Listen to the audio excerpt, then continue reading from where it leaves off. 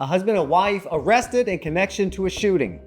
Plus, Sheriff Rambosk and CCSO deputies prepare to go back to school on this week's Rambosk Report. Welcome to the Rambosk Report. I'm Andrea Jones. And I'm Adam Fisher. We begin this week with a shooting in Golden Gate that left a 35-year-old man in serious condition at a local hospital. It happened early Monday outside a home on 49th Street Southwest. When deputies responded, the victim said his white Polestar rental car was taken by the people you're about to see after he was shot. His description of the assailants and nearby video surveillance helped deputies track the couple down at I-75 and Pine Ridge Road. They are 42-year-old Rakim Warren and his wife, 23-year-old Alyssa Warren. Rakim Warren was charged with aggravated battery and fentanyl possession. Alyssa Warren was charged with grand theft auto. Well, it's back to school time, and while all of us parents out there are no doubt excited, our youth relations deputies are just as excited. Sheriff Rambosk's Youth Relations Bureau has at least one deputy in every public school in Collier County, and those deputies spent this week preparing for another year of keeping our children safe. At a week-long training session, the youth relations deputies went through real-world safety scenarios, practiced tactical responses, and brushed up on policies and procedures. Come day one, we have a very comprehensive plan on safety and security for all students in the county, the staff, and parents that are visiting the schools.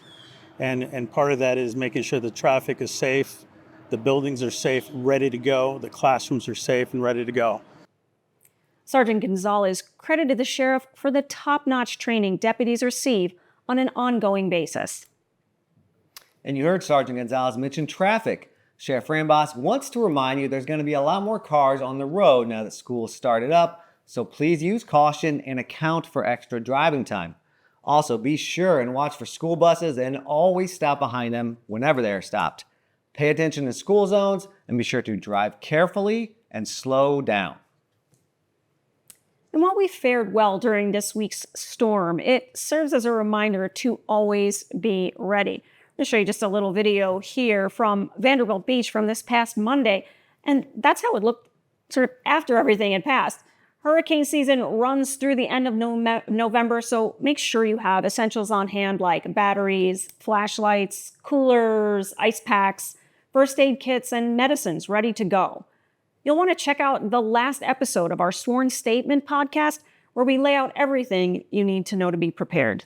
And speaking of podcasts, CCSO released its latest podcast this week. It's a cold case files podcast called Ambushed After Dark. It was researched, written, and produced by my talented co-host, Andrea Jones. Andrea, tell us a little bit about this. Well, it's a story that's 15 years old at this point, and it has not been resolved. And we think with the community's help, we can do just that. So we want to get it to as many ears as possible. So give it a listen and give it a share. Yeah, very important story and very entertaining. I've listened to it myself, so please go out and do that. And thank you guys all for joining us. We'll see you next week. The suspect is unknown at this time. No arrests have been made pending further investigation.